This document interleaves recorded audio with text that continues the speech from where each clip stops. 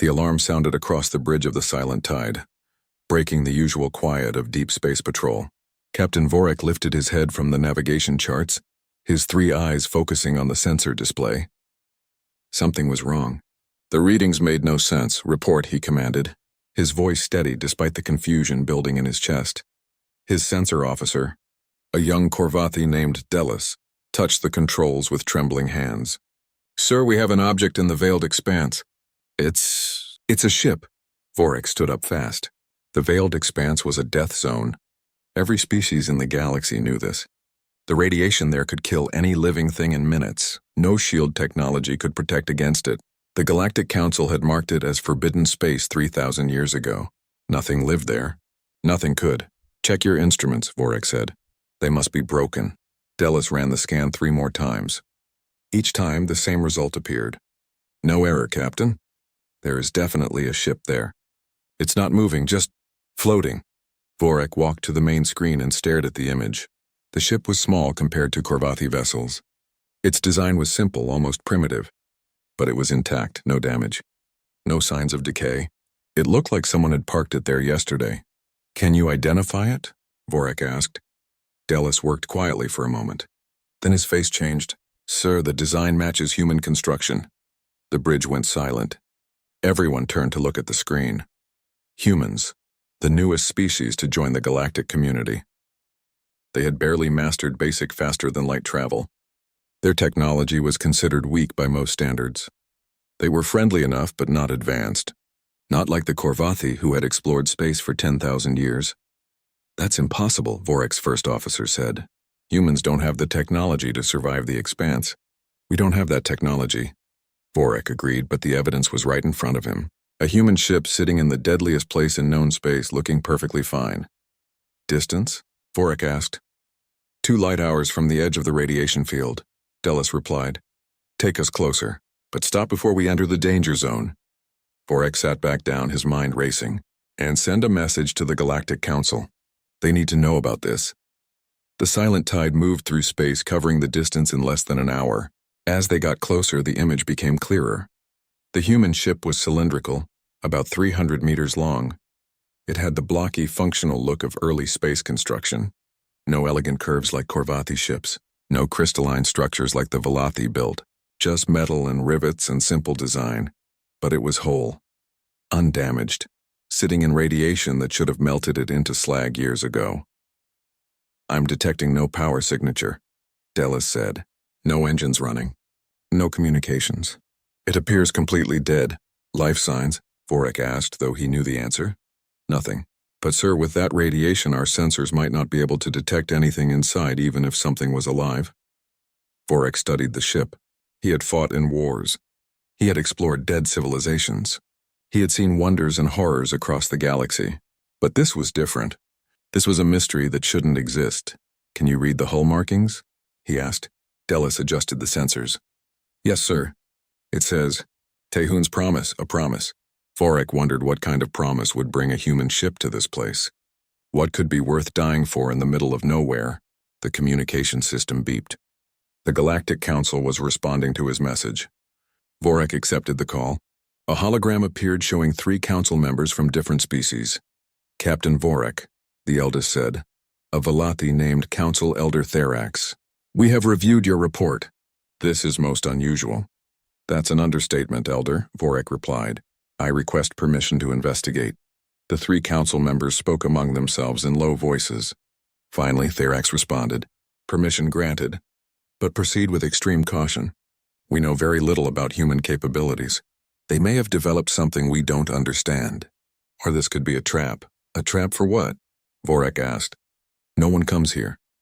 Perhaps that's exactly why it would be the perfect trap, another council member said. Board the vessel if possible. Retrieve any data you can. But if you feel threatened, destroy it and retreat. Understood, Vorek said. The hologram faded. He turned to his crew. Prepare a boarding team. Full radiation suits. 6-hour limit. We go in, we look around, we get out. His first officer nodded. Who do you want on the team? You, me, Delis, and Kresh from engineering. 4 is enough. If something goes wrong, I don't want to lose more people than necessary. The preparations took 2 hours. The radiation suits were the best Korvathi technology could build. But even they had limits. 6 hours of protection. After that, the radiation would start seeping through. After 8 hours, they would be dead. Vorik suited up in the equipment bay. The suit was heavy and uncomfortable. He checked his oxygen levels and communication system. Everything worked perfectly. Remember, he told his team, we stay together. We document everything. We touch nothing unless absolutely necessary. If anyone's suit shows any signs of failure, we all leave immediately. Understood? The 3 others nodded. They boarded a small shuttle and flew toward the human ship. As they approached, Vorik could see more details. The hull had writing in human language, numbers and symbols he didn't understand. Small windows were dark. There was no light anywhere on the vessel. It looks like it's been here for years, Kresh said. But how? The radiation should have destroyed it in days. That's what we're here to find out, Vorik replied. The shuttle matched speed with the drifting ship. Kresh activated the docking clamps and they heard the metal clang as the 2 vessels connected. Now came the dangerous part. Vorik stood at the airlock door. Behind that door was a ship that shouldn't exist. A mystery that violated everything he knew about physics and survival. He thought about turning back. He thought about calling for more help. But curiosity and duty pulled him forward. Open it, he commanded. The airlock door slid open. Darkness waited on the other side. Vorik turned on his helmet light and stepped into the human ship. His team followed close behind. The corridor was cold. Frost covered the walls like a thin layer of white fur. The air was frozen. Emergency lights flickered to life as they moved, responding to their presence with dim red illumination. The ship still has some power, Delis said, surprised. Vorik looked around. The corridor was narrow compared to Korvathi ships. Humans were smaller. Everything was built to their scale. Signs on the walls pointed to different sections: crew quarters, medical bay, bridge, engineering. Document everything, Vorik said quietly. Let's find out what brought them here. They moved deeper into the ship, their lights cutting through the darkness. Somewhere in this frozen tomb were answers. Vorik just hoped they would understand those answers when they found them. Behind them, the airlock door closed with a soft hiss. They were sealed inside now. The timer on Vorik's suit showed 5 hours and 58 minutes remaining. The clock was ticking. The crew quarters were the first real room they found. Vorik pushed the door open slowly and his helmet light swept across the space. What he saw made him pause. The room was organized and clean. Too clean. Beds were made with perfect corners. Personal items sat on small shelves next to each bunk. Photographs in frames showed smiling human faces. There were books, actual paper books, stacked neatly. A child's stuffed toy sat on one of the lower bunks, its button eyes staring at nothing. They lived here, Delis whispered. This wasn't just a crew. These were families. Vorik walked to the nearest photograph. It showed a human male with dark hair, standing next to a human female and 2 small children. They were all smiling. Behind them was a sunset over water. Earth, probably. Home. A place these people would never see again. Kresh, the engineer, moved to the far wall where several sleeping pods stood. Cryopods, he said. All of them are open. From the inside, Vorik examined the pods. Kresh was right. The release mechanisms had been activated from within. Someone had opened these intentionally, but the pods were empty now. No bodies, no signs of struggle, just empty chambers with frost coating the inside. Count them, Vorik ordered. Kresh went through the room, checking each pod. 37 total, he finally said. 37 people were on this ship. 37 humans had come to this place. 37 people who knew they were entering a death zone. Why, what could possibly be worth that? Vorik's first officer picked up a data tablet from one of the shelves. Captain, these might have information. He pressed the activation button. Nothing happened. Dead, no power. Take them all, Vorik said.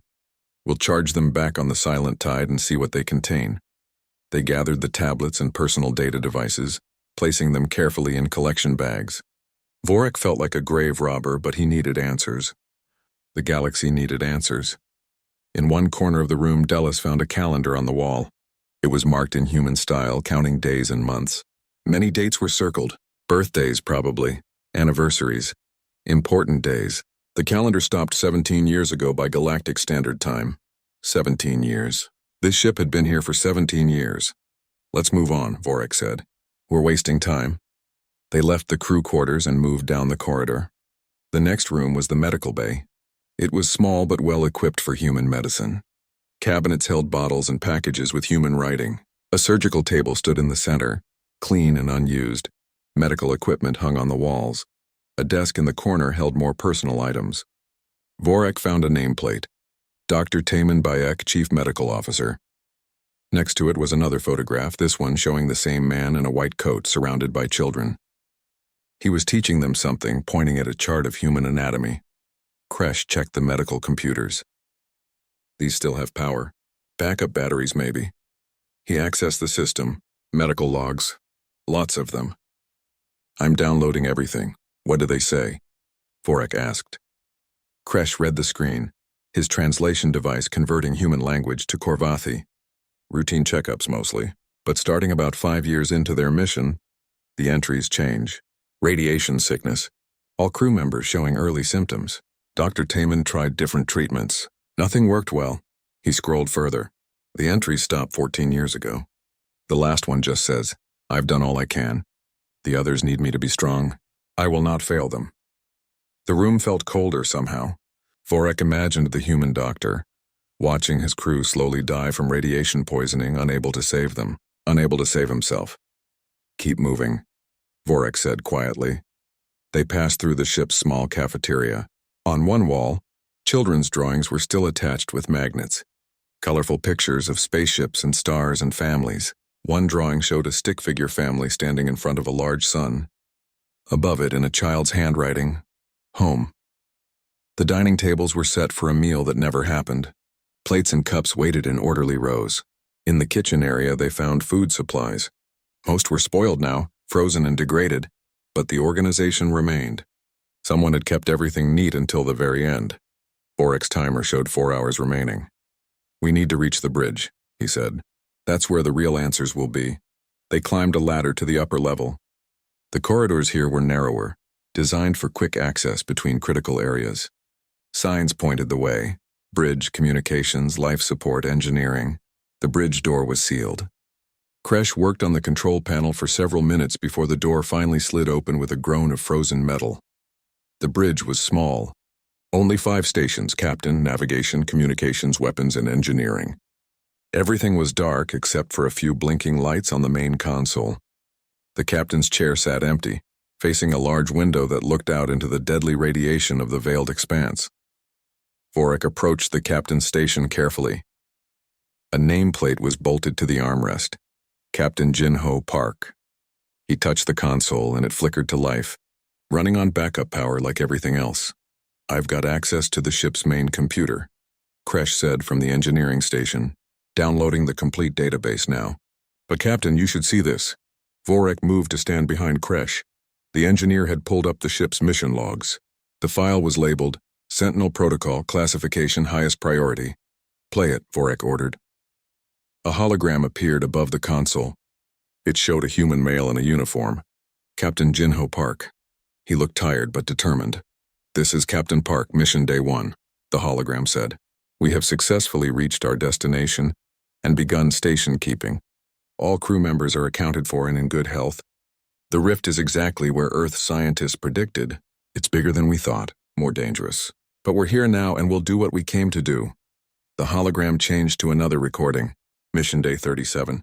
The radiation is worse than simulations suggested. Dr. Taman says we'll start showing symptoms within a year. Maybe sooner, but the containment field is holding. The rift is stable. That's what matters. Another recording. Captain Park looked older now, more worn. Mission Day 512. Lost Hyegen today. She was the best engineer I ever served with. She kept this ship running past all reasonable expectations. We buried her with honors. Navigator Sora has taken over engineering duties along with her own. We're down to 21 crew members now. The recordings continued. Years passed in seconds. Captain Park's face grew thinner. His eyes became hollow, but his voice never wavered. Mission Day 4916. I'm the last officer. Sora is still alive, working engineering. Everyone else is gone. The children... His voice broke. The children deserved better than this. But they understood. Even the youngest understood why we were here. The final recording showed Captain Park barely able to sit upright. Mission Day 5208. Sora took over captain duties today. I can't do it anymore. The radiation is eating through me. But the mission continues. The rift is stable. We kept our promise. If you're watching this, if you found us, then you know what we protected. You're welcome. The hologram faded. The bridge was silent except for the quiet hum of backup power and the breathing of 4 Corvathian radiation suits. Vorek stared at the empty captain's chair. Captain Park had sat there for years, dying slowly, watching his crew die around him but never leaving his post. Never abandoning his mission. What rift? Delis asked.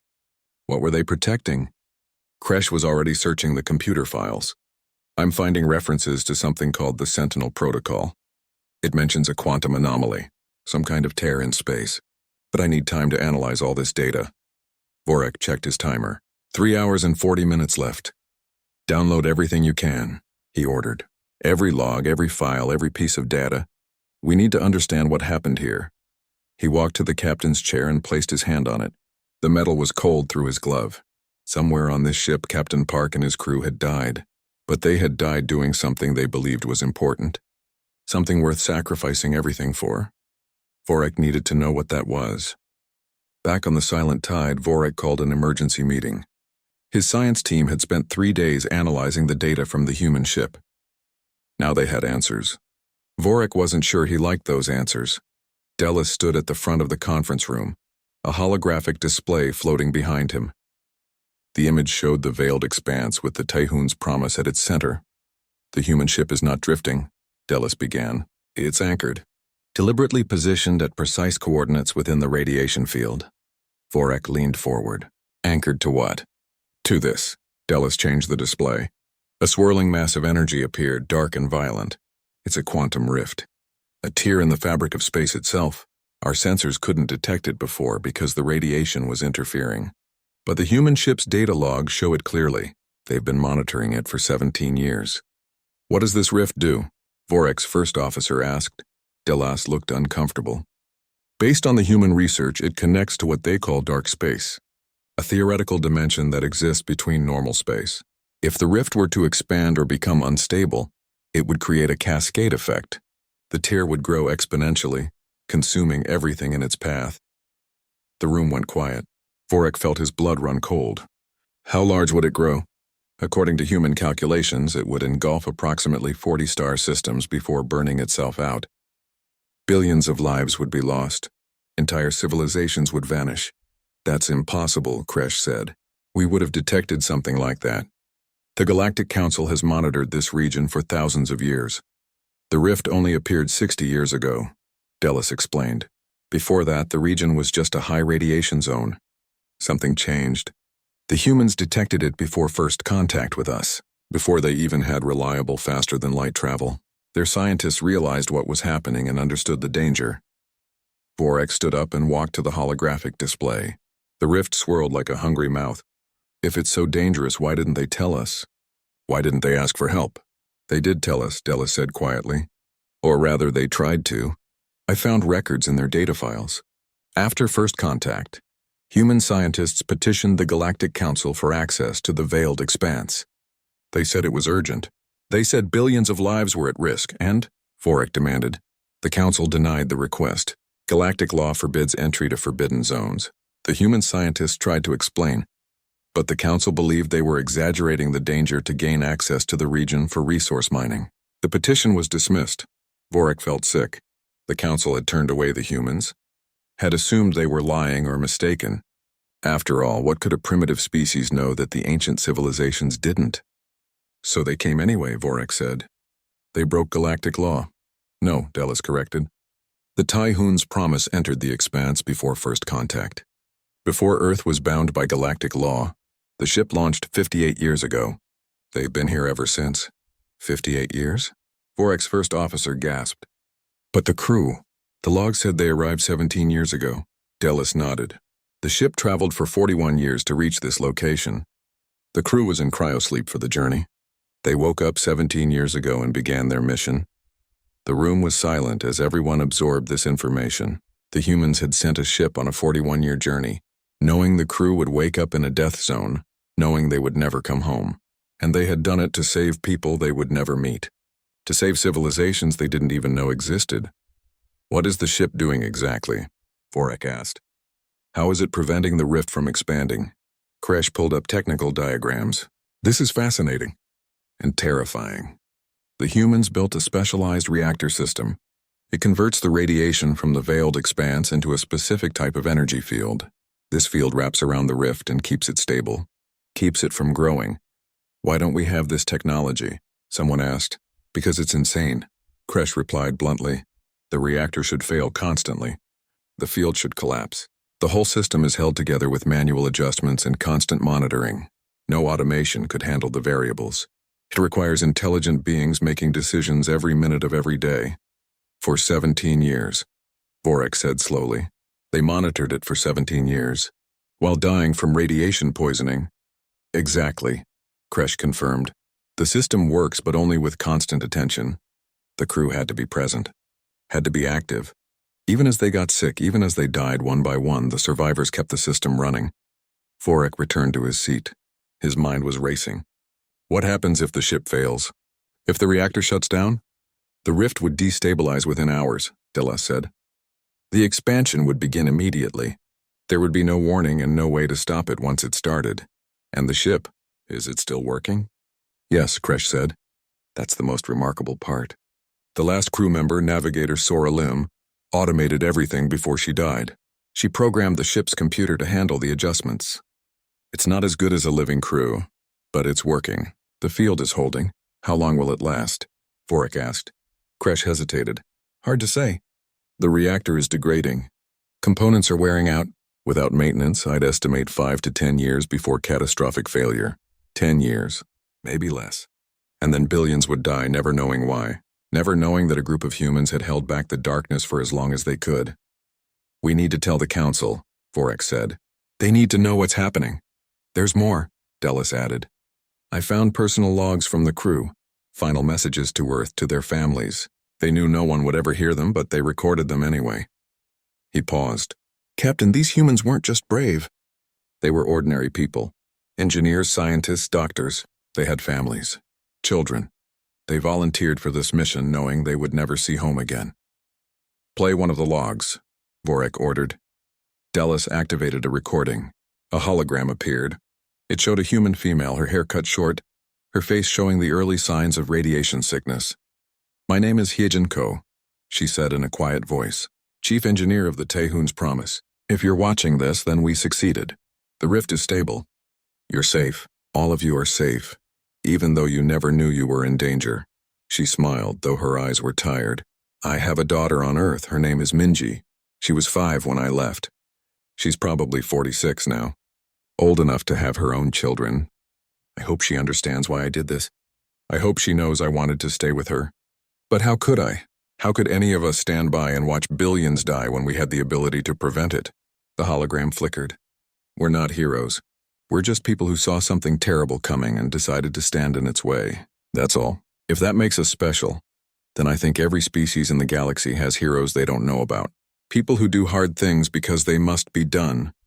The recording ended. Vorek realized his hands were shaking. He had fought in wars, had seen soldiers sacrifice themselves for their people. But this was different. These humans had sacrificed themselves for strangers, for species they had never met, for a galaxy that had dismissed their warnings. Send all of this to the Galactic Council, Vorek commanded. Every file, every log, every piece of evidence. They need to understand what these humans did. What they're still doing. There's one more thing, Captain Dellis said. I found records that indicate the humans plan to send a relief ship. A new crew to replace the original. They were supposed to arrive 12 years ago. Why didn't they? Vorek asked. Because by then Earth had joined the Galactic Council. They were bound by our laws. They couldn't enter the veiled expanse without Council permission. And the Council still denied access. Vorek closed his eyes. The humans had followed galactic law, even though it meant abandoning their own people, even though it meant the crew of the Taehun's Promise would die alone. The Council will answer for this, Vorek said quietly. I'll make sure of it.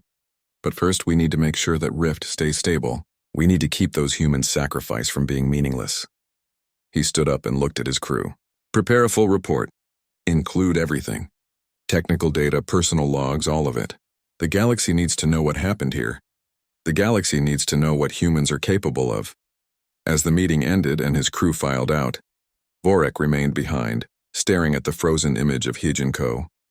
She had died thousands of light years from home, protecting people she would never meet, and she had smiled while explaining why. The council chamber was packed. Representatives from every major species in the galaxy filled the seats. This was not a normal meeting. This was an emergency session, called by Captain Vorek himself after his discovery in the Veiled Expanse. Vorek stood at the center of the chamber, his report transmitted to every delegate's console. He had spent hours preparing his testimony. He had reviewed every piece of evidence. Now he just had to make them understand. Council Elder Therax called the session to order. Captain Vorek, you have requested this emergency meeting. Please present your findings. Vorek activated the holographic display. The image of the Tehun's promise appeared, floating in the deadly radiation of the Veiled Expanse. 3 weeks ago, my ship detected this vessel in a region where no life should exist. Vorek began. It is a human ship. It has been there for 17 years. What we discovered aboard that ship changes everything we thought we knew about humanity. He walked around the display, making eye contact with various delegates. This ship, the Tehun's promise, was not lost. It was not abandoned. It was sent there deliberately on a mission to save all of us, and we never knew. Murmurs filled the chamber. Vorek continued, showing the data about the quantum rift, explaining the danger, detailing how the human ship had prevented catastrophe for nearly 2 decades. 37 humans gave their lives to protect the galaxy, Vorek said. They died from radiation poisoning while maintaining a containment field that none of our civilizations even knew existed. They died alone, abandoned after we denied them relief. The murmurs grew louder. Delegates began arguing among themselves. Council Elder Therax called for order. This is a serious accusation, Captain, Therax said. You claim we abandoned these humans? We had no knowledge of the situation. With respect, Elder, you did have knowledge, Vorek replied. He pulled up the records Delos had found. Human scientists petitioned this council for access to the Veiled Expanse. They explained the danger. They provided data. The petition was denied. That petition was reviewed, another council member said. The human data was deemed unreliable. They had only recently achieved space travel. Their science was primitive. Their science saved billions of lives, Vorek shot back. While we dismissed them as primitive, they were solving a problem we didn't even know existed. The chamber erupted in chaos. Delegates shouted at each other. Some defended the council's decision. Others demanded answers. Through it all, Vorek noticed one group remained silent. The human delegation, seated in the back corner. They watched with calm faces, showing no emotion. Council Elder Therax banged his staff on the floor. Order, we will have order. The noise died down. Captain Vorek, this council takes your report seriously. However, we must hear from Earth's representatives before making any decisions. Where's Ambassador Yuna Choi? A human female stood from the back. She was tall, dressed in formal Earth attire, her face composed. I am here, Elder. Ambassador, did Earth know about this ship? About this mission? Yes, Elder. We knew. Her voice carried clearly across the chamber. May I approach? Therax nodded. Yuna walked to the center, standing beside Vorek. She was joined by another human, an older woman with gray hair and tired eyes. This is Director Minji Han, Yuna said. She leads Earth's Deep Space Initiative. She was involved in the Tehun's Promise mission from the beginning. I believe she should tell this story. Minji stepped forward. She looked at the assembled delegates, at the aliens from 100 worlds, and took a deep breath. 60 years ago, before we knew any of you existed, human scientists detected the rift. Minji began. We didn't have faster-than-light travel yet. We didn't have advanced shields or weapons. We were just starting to explore our own solar system, but we had good telescopes and better mathematics. We knew what we were seeing. She pulled up calculations showing the complex equations that predicted the rift's expansion. We understood that if left unchecked, the rift would destroy everything within 40 star systems. We didn't know if anyone lived in those systems. We didn't know if life existed elsewhere in the galaxy, but we knew we couldn't take that chance. So you built the ship, Therax said. We built the ship, Minji confirmed. It took us 12 years.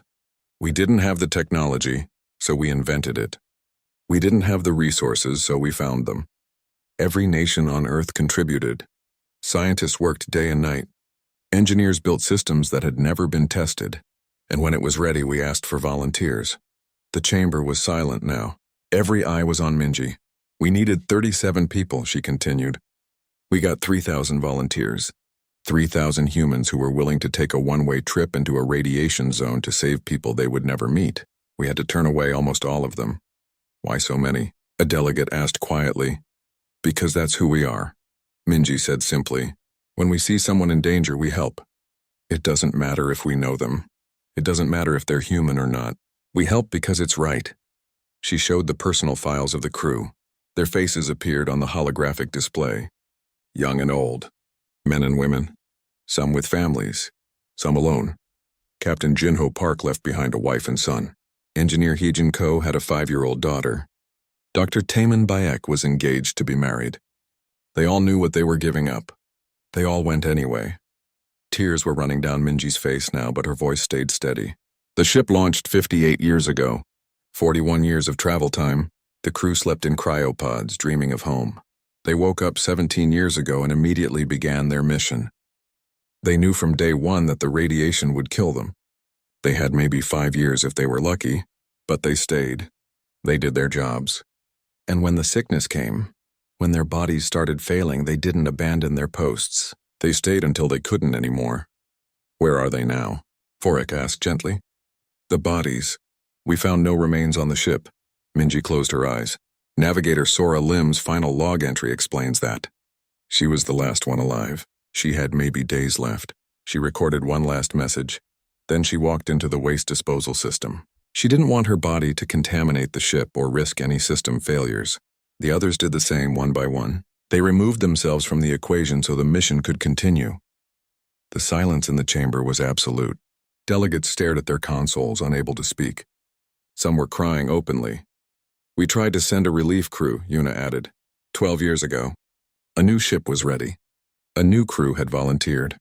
But by then, we had joined the Galactic Council. We were bound by your laws. We petitioned for access to the veiled expanse. We explained everything, and we were denied. We thought you were exaggerating, Therak said quietly. We thought you were trying to mine the region for resources. Our people died because you didn't believe us, Yuna said. Her voice was cold now. They died alone, abandoned, thinking we had forgotten them. But we never forgot. We just couldn't reach them. Therak stood slowly. The ancient being looked older than ever. What can we do now? How do we fix this? You can't fix it, Minji said. Those 37 humans are gone. But you can honor their sacrifice. You can acknowledge what they did. And you can let us send the relief ship that should have arrived 12 years ago. The relief ship? Another council member asked. But the crew is dead. What purpose would it serve? The reactor is failing, Vorek explained. In 5 to 10 years, the containment field will collapse. The rift will expand. Everything those humans died for will be lost, unless someone takes over their mission. And you have a crew willing to do this? Therax asked Minji. Knowing what happened to the first crew? Minji smiled sadly. We have 500 volunteers. They've been ready for 12 years. They've been waiting for permission. The council elder sat back down. He looked at his fellow council members, then at the human delegates, then at Vorek. Permission is granted, he said finally. Send your ship. Take over the mission. And forgive us for not believing you when it mattered. We'll send the ship, Yuna said. But we won't forget what happened here. The galaxy owes a debt to 37 humans who died protecting strangers. That debt can never be repaid. She turned to address the entire chamber. I want every species here to know their names. I want them remembered. They deserve that much. The holographic display changed, showing all 37 faces with their names beneath. Captain Jinho Park, Engineer Heejin Ko, Navigator Sora Lim, Dr. Taemin Beck, and 33 others. They smiled from their photographs, unaware that their names would be spoken across the galaxy for generations to come. Vorek looked at those faces and felt something change inside him. He had thought humans were primitive, weak, limited. Now he understood the truth. Humans had something no advanced technology could replicate. They had the will to do what was necessary, no matter the cost. That made them the strongest species in the galaxy. The Jinho's grace emerged from faster-than-light travel at the edge of the veiled expanse. Its name was painted in large letters on the hull. a tribute to the captain who had never come home. Inside, 37 crew members prepared for their mission. The same number who had come before, a deliberate choice. Commander Junho Kwan sat in the captain's chair, watching the radiation readings climb as they approached their destination. He was 42 years old, a veteran of Earth's deep space program, and he had volunteered for this mission the day it was announced 12 years ago. He had been ready for 12 years. Now finally he was here. Distance to the Tyhoon's promise, he asked. 2 hours at current speed, his navigator replied. The old ship is right where the Korvathi said it would be, still broadcasting on emergency power. Junho nodded. The Galactic Council had provided everything Earth requested for this mission. Better radiation shields, advanced power systems, medical technology that would help the crew survive longer. But everyone on this ship knew the truth. They were buying time, not immortality. The radiation would get them eventually. Maybe they'd last 20 years instead of 17, maybe longer. But they would die here, just like the first crew. They had volunteered anyway. Sir, we're receiving a transmission, the communications officer said. It's from the Silent Tide. Captain Vorek wants to speak with you. Put him through. The hologram of the Korvathi captain appeared. Vorek looked older than in the photos Junho had seen. The discovery of the human ship had aged him. Commander Kwan, Vorek said formally. Your ship is impressive. The Council spared no expense. They owed us that much, Junho replied. Though no amount of technology will bring back the original crew. No, it won't. Vorek paused. I've been assigned to patrol this region, to ensure your mission has everything it needs. If there's anything you require, anything at all, just ask. Thank you, Captain, that means a lot. It's not enough, Vorek said quietly. Nothing we do will ever be enough, but we'll try anyway. Good luck, Commander. The galaxy is watching. The transmission ended. Junho sat back in his chair and looked at his crew. They were young and old, men and women from every continent on Earth. They had families back home, dreams they would never fulfill, lives they were giving up. Why did you all volunteer? Junho asked suddenly. His second-in-command, a woman named Yunji, smiled. Because someone has to, sir. Because those 37 people before us showed us what humans can do when it matters. How could we do any less? The others nodded. One by one, they shared their reasons. Because it was right. Because lives depended on them. Because they couldn't live knowing they had the ability to help and chose not to. Simple reasons. Human reasons. An hour later, the Jinho's Grace pulled alongside the Tyhoon's Promise. The old ship looked exactly as the Korvathi had described. Intact but frozen. A tomb and a monument. I'm going over there, Junho announced. Alone. The rest of you prepare to take over the containment duties. Sir? Regulations say? Yunji began. I know what regulations say, Junho interrupted gently. But I need to see it. Need to walk where they walked. Need to understand what we're taking on. Yunji nodded slowly. She understood. They all did. Junho suited up and crossed to the old ship through a docking tube. The airlock opened, and he stepped into the frozen corridor. His helmet light cut through the darkness. Emergency lights flickered on, just as they had for Vorek. He walked through the crew quarters, seeing the photographs and personal items. He visited the medical bay, the cafeteria with its children's drawings, the bridge where Captain Jinho Park had commanded his crew for years. In the captain's chair, Junho found something the Korvathi had missed. A small data chip wedged into a crack in the armrest. He pulled it out carefully and plugged it into his suit's computer. A hologram appeared. Captain Jinho Park, looking barely alive, his skin gray with radiation sickness. To whoever finds this, the hologram said. To whoever takes over this mission. Thank you, you didn't have to come. You could have walked away, let the galaxy deal with its own problems. But you came anyway. That tells me everything I need to know about you. The captain coughed, a painful sound. This mission is hard, it will break your heart, you'll watch your crew suffer, you'll suffer yourself. You'll think about home and wonder if it's worth it. But I'm here to tell you it is. Every day we kept. This field stable was another day billions of people lived. Billions who never knew they were in danger. That's worth everything. He smiled, though it clearly hurt. Be strong. Be smart. Trust each other. And know that you're not alone. Everyone who came before you, everyone who gave their lives here, they're with you. Their sacrifice means something because of what you're doing. Don't forget that. The hologram faded. Junho stood in the dark bridge, tears running down his face. He touched the captain's chair, feeling the cold metal through his glove. "We won't forget," he whispered. "I promise." He returned to the Jinho's grace and gave the order. His crew activated the new containment systems, syncing them with the old ship's reactor. The transition was smooth. The field never flickered. Within hours, the Taehoon's promise could finally rest. Its mission was over, but Junho wouldn't let it drift away. The old ship would stay here, anchored beside them. A reminder, a memorial, a promise kept. Years passed. The Jinho's grace maintained the containment field perfectly. The improved technology meant fewer manual adjustments. The better shielding meant slower radiation poisoning. The crew stayed healthy longer than the original 37 had. But they still got sick eventually. The radiation couldn't be stopped completely, only slowed.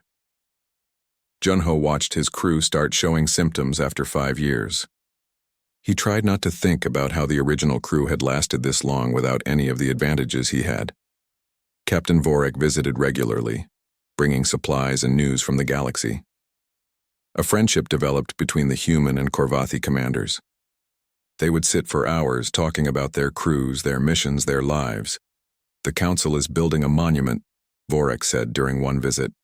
"On the Council world, it will list all 37 names of the original crew, and beneath them, a quote from Navigator Sora Lim's final log." "What quote?" Junho asked. "We did what we had to do," Vorek replied. "Simple, direct, very human." Junho laughed. "That sounds like something we'd say." "The galaxy is learning," Vorek continued. "Learning that technology isn't everything. That determination and will matter just as much. Maybe more. Your people taught us that lesson." 8 years into their mission, everything changed. The Galactic Council announced a breakthrough. They had developed a permanent seal for the rift, a technological solution that would eliminate the need for a manned station. The seal could be installed in weeks and the crew could go home. Junho sat in his captain's chair staring at the message. Go home. After 8 years, he could see Earth again. Could see his family. His crew could live. But he read the technical specifications carefully. The seal would work.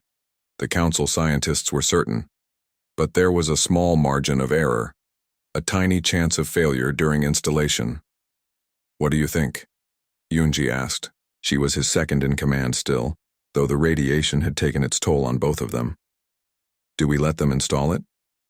"Yes," Junho said. "This is what the original crew wanted. They didn't want this to be a forever mission.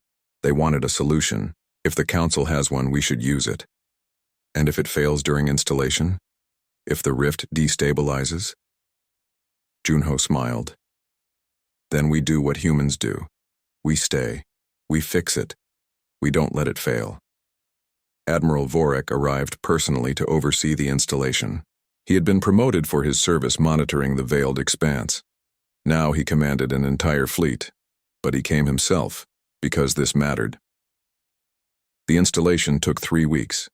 The council's best engineers worked day and night, building the permanent seal around the quantum rift. Junho and his crew stayed at their posts, ready to take over if anything went wrong. Nothing went wrong. The seal activated perfectly. The rift was contained, stable, permanent. After 75 years, the mission was finally complete. Vorek visited the Jinho's grace one last time before the crew departed. He found Junho on the bridge looking out at the Taehoon's promise. "You're leaving it here?" Vorek asked. "We have to," Junho replied. "It belongs here. This was their place, their mission. We were just continuing what they started. The council wants to preserve it. Turn it into a museum, a reminder of what happened here. Junho shook his head. No, let it stay. Let it drift in the radiation until it finally falls apart. That's what Captain Jinho would have wanted. No museums, no monuments. Just the mission, completed. Vorak nodded slowly. You humans are strange. You do extraordinary things, then refuse to be celebrated for them. We didn't do it for celebration, Junho said. We did it because it needed doing, that's all. The Jinho's grace departed the veiled expanse with all 37 crew members alive. They returned to Earth as heroes, though they never felt like heroes. They had just done their jobs. Followed the example of those who came before them, the Tyhoon's promise remained, slowly falling apart in the deadly radiation. But its name was spoken across the galaxy. Children learned about it in schools. Scientists studied its systems. Philosophers debated its meaning, and on the council world, a monument stood with 37 names carved.